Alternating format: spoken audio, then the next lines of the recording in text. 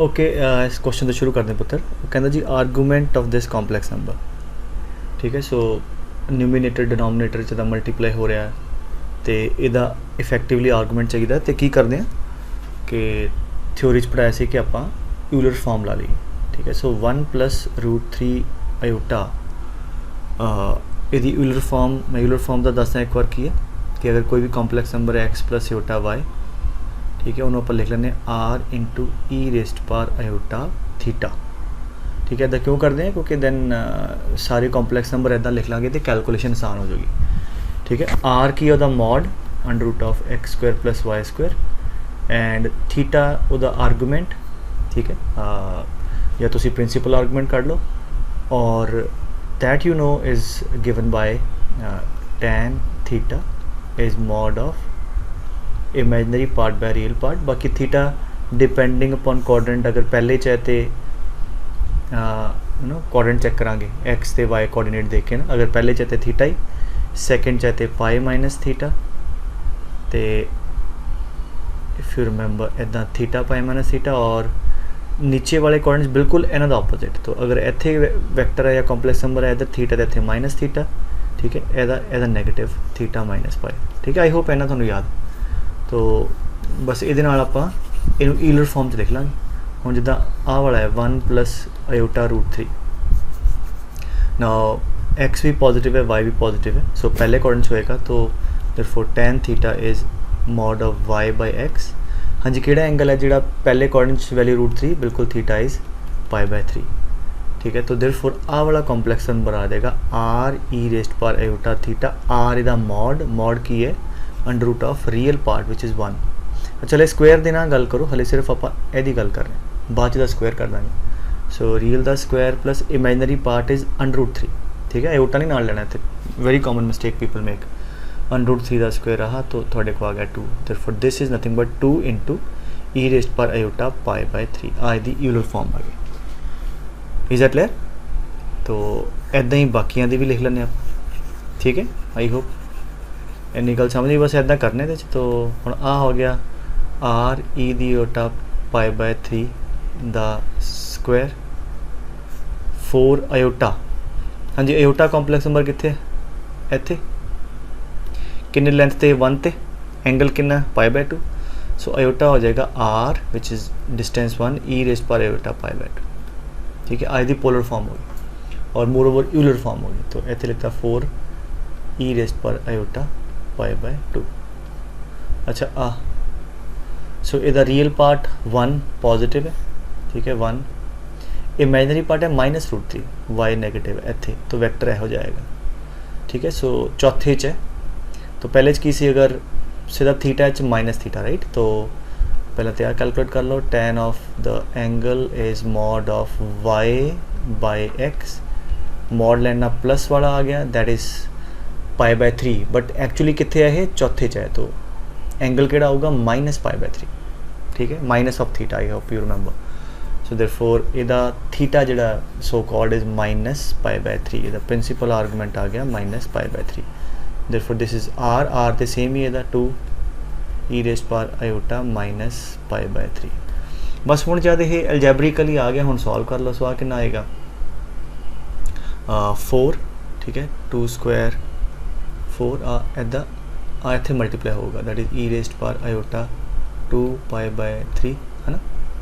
And 4 चलो cut दियो, चलो नाल्स करी इत्थे लिख लीए 4 × 2 टाइम्स हुण नीचे तो ऊपर ले जाओ, दैट इज़ e⁻ आयोटा π/2, ठीक है। आ वाली भी टर्म ऊपर ले जाओ, प्लस आ जाएगा e⁻ प्लस आयोटा π/3। प्लस क्यों? क्योंकि नीचे माइनस है, ऊपर जाके प्लस हो जाना, ठीक है। मल्टीप्लाई है नाल, मतलब my handwriting. So that is this goes half e⁻ iota, हुण बेस सेम है ना, पावर ऐड हो जानी, iota common 2π/3 plus π/3 minus π/2। So this complex number is half. हाँ जी, 2π/3 plus π/3 3π/3 π minus π/2 π/2. Therefore this is finally we can write this thing as this half E raised power iota pi bye 2 थोड़ा complex number है simplify करने के बाद आ इहदा mod है this is mod of the complex number which is half और iota के नाल आ जिहड़ा एंगल है पुत्र ए दा आर्गूमेंट है दैट इज़ पाई बाय 2 ठीक है बेटे सो इदा यहो ਜਿਹੇ क्वेश्चन ਆਪਾਂ कर लेने तो आ क्वेश्चन कहता है Z गिवन है आर्गूमेंट ऑफ Z दा मॉड तो ठीक है पुत्र Z है 1 प्लस √3 होटा आप ऊपर ही कैलकुलेट किया this is the complex number in the first quadrant real part 1 imaginary part V √3 which is positive तो पहले क्वाड्रेंट है तो इहदा आर्गूमेंट कितना है पुत्र tan थीटा इज √3 थीटा आ गया पाई बाय 3 ठीक है सो पाई बाय 3 दा mod plus argument of Z bar what is going to be Z bar is going to be 1 minus √3 होटा इदा आर्गूमेंट कितना आया सी बिकॉज चौथे चाहते इदा आया सी minus pi by 3 so this value is minus pi by 3 so minus pi by 3 दा mod that is pi by 3 plus pi by 3 2 pi by 3 ठीक है सिंपल ओके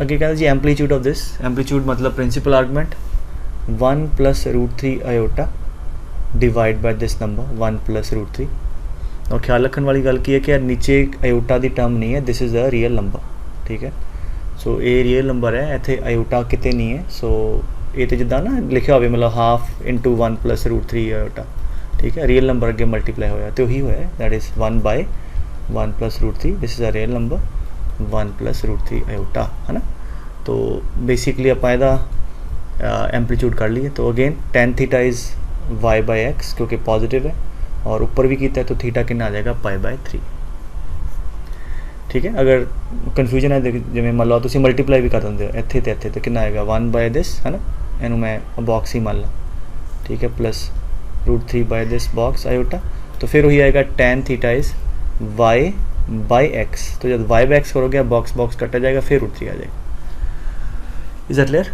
वो क्या क्वेश्चन कहता है कि n is a integer then argument of this complex number is तो ठीक है तो आप कॉम्पलैक्स नंबर ਨੂੰ ਦੀ ਈਲਰ ਫਾਰਮ ਚ ਰੱਖਦੇ ਹਾਂ तो √3 प्लस आयोटा हाँ जी की ਹੁੰਦਾ r e ਦੀ ਪਾਵਰ ਆयोटा थीटा r ਦਾ mod is √ of हाँ जी this plus 1 ये आ गया 2 e raised पर iota now real part positive imaginary part positive तो पहले क्वाड्रेंट च कॉम्पलैक्स नंबर आऊगा है ना तो therefore tan theta is y by x theta आ गया थोड़े को पाई बाय 6 है ना सो दैट इज़ दिस ये फॉर्म आई यूलर अंदर वाली ऊपर पावर रेज करांगे इदा ही आप आ कर चुके हैं है ना 1 minus √3 iota is nothing but 2 time E raised power iota minus pi by 3 तो हुण आप सिर्फ वैल्यू ऊपर प्लग करिए एंड लेट्स सी साडा आंसर की होंदा right so let's put the value इत्थे तो z कितना आ गया 2 into e raised power iota pi by 6 rest power 4n plus 1 divide by 2 e raised power minus iota pi by 3 the power 4n ठीक है पुत्र तो हम बस सिंपलीफाई कर लिए 2 दी पावर ले जाओ प्रोडक्ट है ना मल्टीप्लाई हो रहा है तो 2 दी पावर आ 2 raised power 4n plus 1 into e raised power iota हाँ जी pi by 6 times 4n plus 1 है ना तो नीचे 2 दी पावर 4n तो कितना होगा e raised power minus iota pi by 3 into 4n और नीचे माइनस है ऊपर जाके क्या आ जाएगा ई दी power plus iota pi by 3 into 4n आ गया ठीक है तो हुण आप सिर्फ की करना ई दी पावर दोनों सेम है ना मतलब बेस सेम है तो पावर आप ऐड कर दिए सो दिस विल बी इतने मैं इतने सिंपलीफाई कर लिए सो लेट्स डू दिस तो आ थोड़ा इफेक्टिवली इहदा और आ कट के कितना आ गया 2 आ गया है ना सो नाउ लेट्स सिंपली सी क्या पावर सिंपलीफाई कर लिए हाँ जी कितना आता इतने नू सिंपलीफाई कर लो इतने that is pi by 3 common कर लो है ना pi by 3 so this is 4n plus इतने आ जाएगा 2 है ना half of that is 2n plus half so this is 6n and let me just make some space. Okay इन्हूं हुण सिंपलीफाई कर लिया पुत्र। सो ई रेस्ट पर आयोटा थीटा, ठीक है। सो बेसिकली आ इहदा आर्गूमेंट आ गया। सो लेट्स सी इनू सिंपलीफाई कर लिए, जो ऑप्शन है मैच कराइए तो this is 6n plus half, that is 2 आना मल्टीप्लाई किया 2n pi plus pi by 6। So 2n pi plus pi by 6 तुहानूं इन्ना दस्सिया सी कि आर्गूमेंट मल्टी वैल्यूड होंदा है ना, क्योंकि 2 पाई ऐड करी जाइए। एंपलीट्यूड मतलब प्रिंसीपल आर्गूमेंट वो यूनीक होंदा। तो हुण जिहड़ी वैल्यू है तुसीं लै लो। तो अगर तुसीं देखो 2n पाई कित्थे हुंदा पुत्र, हमेशा इत्थे 2n pi is right there, like 0 अगर n 0 पुट कर दो, 1 पुट कर दो 2 पाई, 4 पाई एंड सो ऑन। तो 2n पाई हमेशा इत्थे खत्म होएगा, 2n pi plus pi by 6। So उहदी लोकेशन एस वैक्टर दे लॉन्ग होगी। तो basically one of the value of argument is pi by 6 जिहड़ा ऑप्शन गिवन है, and in general that is the answer, ठीक है। बिकॉज आर्गूमेंट बड़े सारे हो सकते, ठीक है। एंपलीट्यूड पूछा होंदा तो क्लियरली पाई बाय 6 ही। तो अगे कहता है कि if a and b are the real numbers what is the mod of this complex number. That is very simple question. दस्या कि अगर किसी कॉम्पलैक्स नंबर को आप लिख दिए r इंटू ई दी पावर आयोटा थीटा, तो ई दे अगे जो कुछ भी है वो इहदा मॉड होंदा है, that is the mod of the complex number. So basically आ कॉम्पलैक्स नंबर है, उसका मॉड पूछता है। तो आप की करिए इहदू इहदी ईलर फॉर्म च लिख लिए विच इज़ ऑलरेडी रिटन। सो इतने सिंपल आप पावर एक्सपोनेंट रूल लाइए, तो दैट इज़ ई रेस्ट पर ए इंटू ई रेस्ट पर iota B. Can you see के ई रेस्ट पर आयोटा थीटा उहदे अगे की लिखा है, ठीक है, ई रेस्ट पर a, that is nothing but the r, that is nothing but the mod of the complex number. तो द मॉड की आ गया ई रेस्ट पर ए, ठीक है। अगर द आर्गूमेंट पूछा होंदा तो थीटा ते आ होना सी बी, राइट। वो क्या कहता जी द आर्गूमेंट अगेन तो आप पहला कर चुके हैं। तो इहदा पोलर फॉर्म आ गई या यूलर फॉर्म ई रेस्ट पर आयोटा पाई बाय 3, एदी आ जाएगी 1/√2 ई रेस्ट पर iota pi bye 4। This is nothing but E raised पर आयोटा थीटा, सिंप्लीफाई कर लो √2 ई रेस्ट पर iota pi by 3 plus pi bye 4 plus theta, ठीक है। तो therefore there is 7 pi by 12 √2 e raised पर iota 7 pi by 12 plus theta. So इहदा mod आ गया आ वाला आर ई रेस्ट पर आयोटा आ, this is nothing but the argument. और क्या कहता है कि if this is the conjugate of this या this and this are conjugate find x and y. तो अगर मैं कहूँ 3 + 4 आयोटा है, इहदा कॉन्जुगेट की है बेटे, कॉन्जुगेट मतलब इमेजनरी पार्ट का जो साइन है चेंज कर दो, ठीक है। रियल में कोई नहीं छेड़ना, तो आइदा कॉन्जुगेट। तो क्लियरली नज़र आ रहा है conjugate. But how we can mathematically say mathematically कि अगर किसी का भी आप कॉन्जुगेट लीए, हाँ यदा कॉन्जुगेट लीए तो बराबर आ जाएगा, बिकॉज 3 - 4 आयोटा का कॉन्जुगेट इज 3 + 4 आयोटा, तो क्लियरली बराबर है। तो अगर दो कॉम्पलैक्स नंबर एक दूजे के कॉन्जुगेट है, मतलब एक का कॉन्जुगेट लाओ दूजे के बराबर कर दो।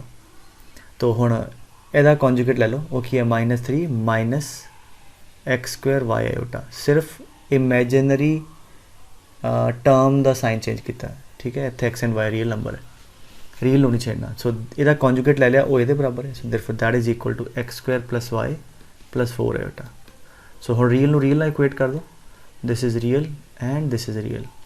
सो x² + y = -3। एक इक्वेशन आ गई x ਵਿੱਚ, ਸਾਨੂੰ दो चाहिए। एंड दूजी कितों आ गई, आ इमेजनरी पार्ट साइन का ख्याल रखना, एंड आ 4। तो -x² y = 4।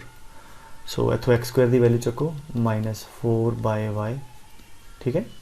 दो इक्वेशन आ गई ना पुत्र, सॉल्व कर लाँगे साइमल्टेनियसली। तो let's put this value back, आ वाली वैल्यू इत्थे।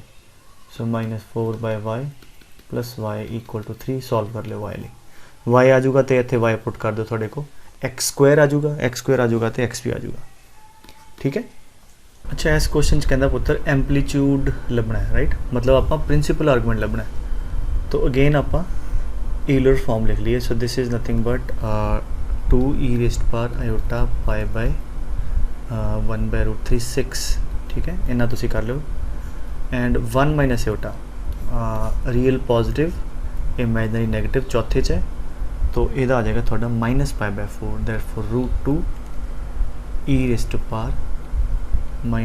-π/4 दी पावर 50। ठीक है, सो पावर्स आप सिंपलीफाई कर लिए, 2 दी पावर 17 बाय √2 दी पावर 50, 2 दी पावर 25 एंड ई दी पावर कितना आ गया आयोटा 17π/6, नीचे वाला माइनस ऊपर जाके प्लस होगा एंड दिस इज़ 50/4 25/2 पाई।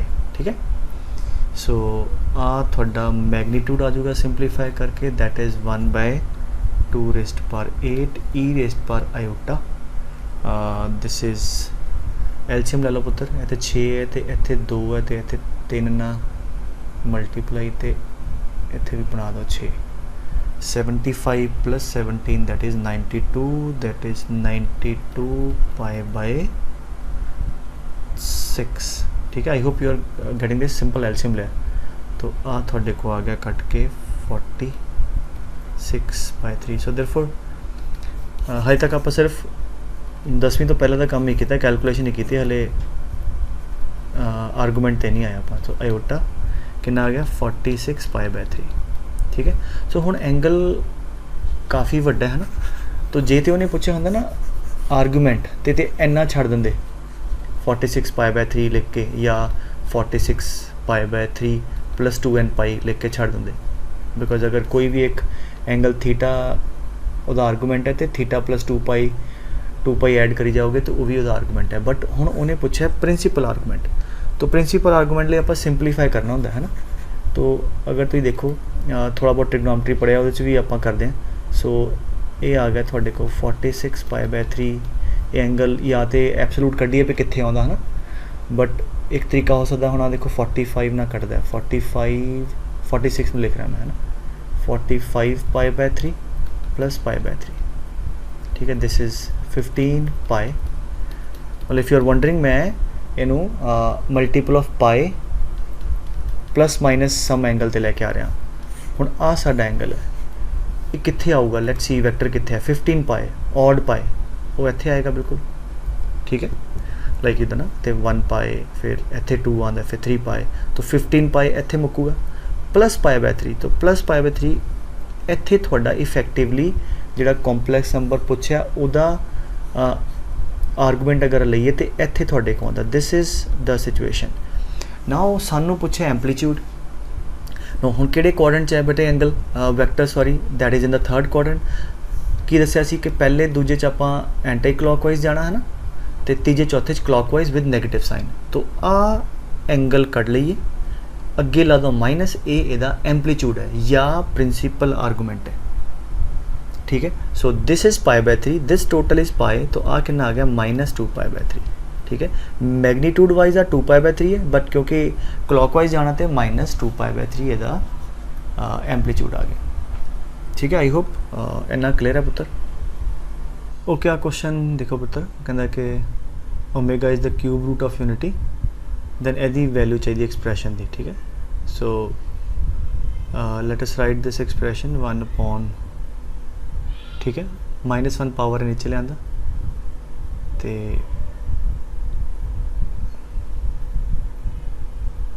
ठीक है, तो इन्हू देखते हैं। तो आंसर क्योंकि न्यूमेरिकल है 0 1 -1, तो आप एक एक करके एल्शियम ले लें। So let's begin with that. LCM लिया पुत्र की आ गया 2 + ओमेगा + 1 + 2 ओमेगा डिवाइड बाय, हाँ जी आप मल्टीप्लाई कर दो 1 2 + ओमेगा + 2 ओमेगा स्क्वायर + 4 ओमेगा। ठीक है, मैं सिर्फ इस ब्रैकेट नू सॉल्व किया तो -1/1 + ओमेगा। हाँ जी, आ कितना हो गया 2 + 1 3 and omega + 2 omega 3 omega 3 + 3 omega. तो आ भी अच्छा आ दोनों क्लब कर लो, 2 कॉमन है ना चो, कितना आएगा 1 + omega square and 1 + omega square is -omega, so -2 omega. तो इन्हों दोनों का इफेक्टिवली आ जाएगा -2 ओमेगा है ना, प्लस ओमेगा पे आई है तो +4 omega. So we have 5 - 2 3 omega, नीचे आ गया 3 ओमेगा। ठीक है, तो कट कटा के 3 भी कट देना, तो ये आ गया थोड़े को 1 plus omega by omega minus 1/1 plus omega. बस वो एलसीएम ले लो, गल खत्म। सो आ उधर ले जाओ। सो 1 प्लस ओमेगा दा whole square, 1 plus omega square plus 2 omega minus, हाँ जी, आ वाला ओमेगा इधर divide by omega into 1 plus omega. So 2 omega minus omega plus omega and 1 plus omega square plus omega is equal to 0, right? So I hope you remember the result कि 1 plus omega square is 0. Okay, अगे कहता है जी आ, अच्छा इस question के अंदर ना ये तो कपल ऑफ मोर प्रॉब्लम्स उनके अंदर you need to remember one identity जब भी कितने होवे ना x cube plus y cube, तो ऑलरेडी ये फैक्टर पता है कि x cube plus y cube में आप लिख सकते हैं x plus y into x square plus y square minus x y, ठीक है, that you already know. And आ वाली जी एक्सप्रैशन है ना इनू फर्दर आप फैक्टराइज करके लिख सकते हैं। एंड ये आइडेंटिटी याद रखो एक्स प्लस वाई तो एवें दैट कैन फर्दर बी, मैं थोनों याद करा देना। अच्छा इदा एक दे अगे ओमेगा पा दो, एक दे अगे ओमेगा स्क्वेयर, फिर एक्स के नाम ओमेगा सी, फिर एक्स के नाम ओमेगा स्क्वेयर कर दो, ये नाम ओमेगा पा दो, बस। तो इनू तुम मल्टीप्लाई करोगे ना दोनों फैक्टर तुहाडे को आ जाऊगा, ठीक है। You multiply them will get that. So आ याद रखियो कि x cube plus y cube के फैक्टर की बन गए x plus y into x omega square, x omega plus omega square y and x omega square plus omega y, ठीक है। चलो स्टार्ट करते हैं। तो कहना this cube plus this cube, तो आ सॉर्ट ऑफ साडा एक्स हो गया, आ वाला वह क्यूब है, प्लस आ साडा वाई हो गया, यदी वैल्यू पूछता है। सो वी नो दिस कि आ 3 फैक्टर है ना, तो therefore let's begin with this. So that is equal to x plus y. आप की करते हैं एक एक फैक्टर कढ़ लें, पहला आ वाला कढ़ते हैं इतने। So let us calculate this factor किहड़ा एक्स प्लस वाई, मतलब इन्हां दोनों की एडिशन। सो ऐड करो कि आ गया a plus b omega plus c omega square plus y a plus b omega square plus c omega, इकट्ठा करो टर्म्स नू, a plus a 2a, b common कढ़ो ना चो, बी कॉमन कि आ गया omega plus omega square which is -1, एदे c common omega plus omega square -1, so that is 2a minus b minus c, ठीक है बेटे। And you know this is a plus b plus c 0, तो इतने value put कर दो 2a minus b, इतों minus b minus c की value minus b minus c is a, so minus b minus c is a, that is plus a, so that is equal to 3a। तो आड़ा factor है यदी value कितनी आ गई पुत्र 3a। सिमिलरली तुसी करोगे हुण इनू कैलकुलेट करो, ओमेगा इंटू एक्स नू ओमेगा ना multiply and omega square into y एनू ओमेगा स्क्वेयर ना multiply. Let me write down एक फैक्टर मैं कर देना ओमेगा एक्स, रिमेंबर एक्स साडा आ वाला है, आ वाई है। So omega into x a plus b omega plus c omega square into y a plus b omega square plus c omega. So let's multiply, so that is a omega b omega square, omega cube 1 आ जाना है ना, a omega square omega 4 omega cube 1।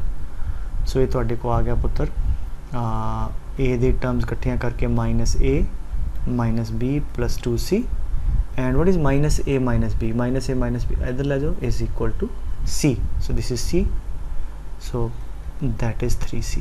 सो आ factor की value आ गई 3c। Similarly यदि आ जाएगी 3b, so that is 27 times ABC,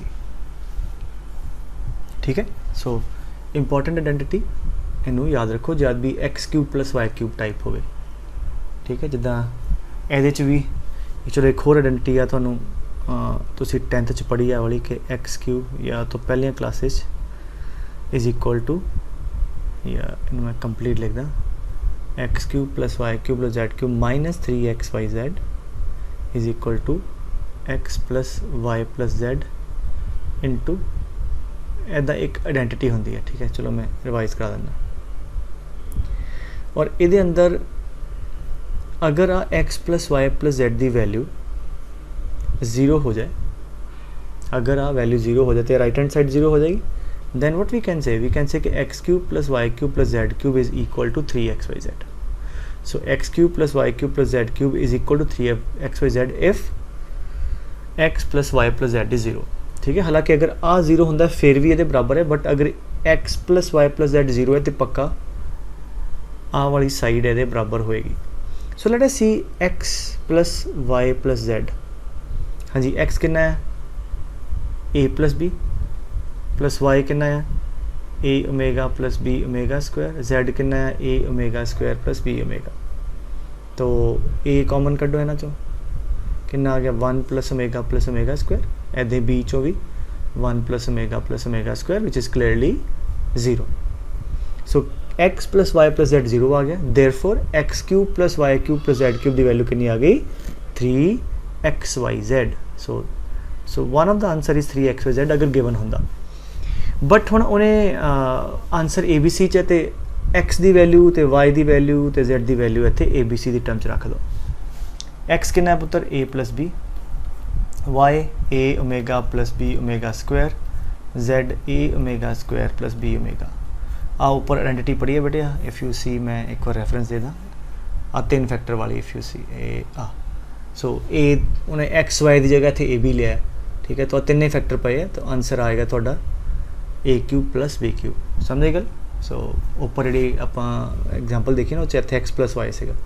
so this will be x की जगह उन्होंने ए ले लिया, वाई की जगह b, so therefore that is 3 time a cube plus b cube.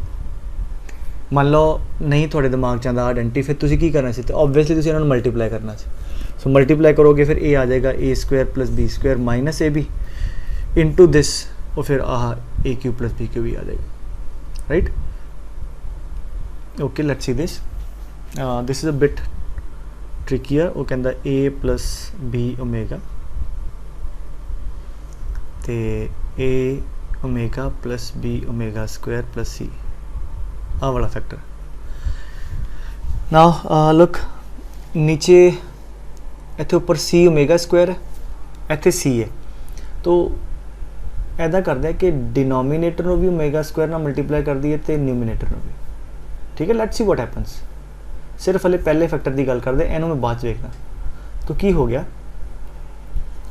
A plus b omega plus c omega square, omega square multiply करो, a omega into omega square omega cube is 1, b omega square into omega square b omega 4 is omega, and c omega square. ठीक है, हो गया जादू.